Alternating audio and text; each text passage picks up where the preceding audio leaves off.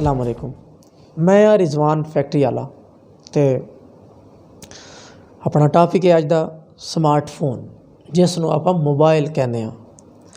ये मोबाइल एक ऐसी शय है जिसने पूरी दुनिया नूं तुहाडी जेब विच कर दिता है, यानी तुहाडे हत्थ दे विच पूरी दुनिया आ गई।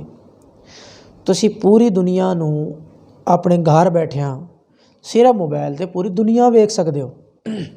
तुहाडे कोई यार दोस्त रिश्तेदार बाहर मुल्कां दे विच काम करते हैं, बाहर दूसरे शहरों के काम कर सकते हैं, कोई परेशानी नहीं। इस मोबाइल दे विच तुसी वीडियो कॉल ते गल कर सकते हो। तुसी किधर जाना है, तुसी इस ते नक्शा वेख के लोकेशन वेख के तुसी उधर जा सकते हो।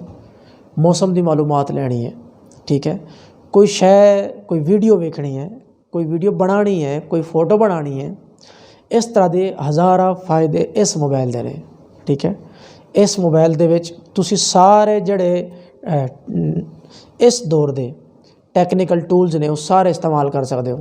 ये तुसी यूट्यूब चला सकते हो, फेसबुक चला सकते हो, इंस्टाग्राम चला सकते हो, ट्विटर चला सकते हो, हर शय चला सकते हो तो उन्हां तो तुसी मालूमात लै सकते हो, ठीक है। इस मोबाइल की वजह तो तुसी अपनी इनकम नूं 10 गुना वधा सकते हो। अगर तुहाडी 10,000 तनख्वाह है, तुसी इसनूं इस्तेमाल करके गूगल यूट्यूब उन्हां तो मालूमात लैके तुसी अपनी इनकम नूं 1 लाख तक भी आसानी नाल कर सकते हो।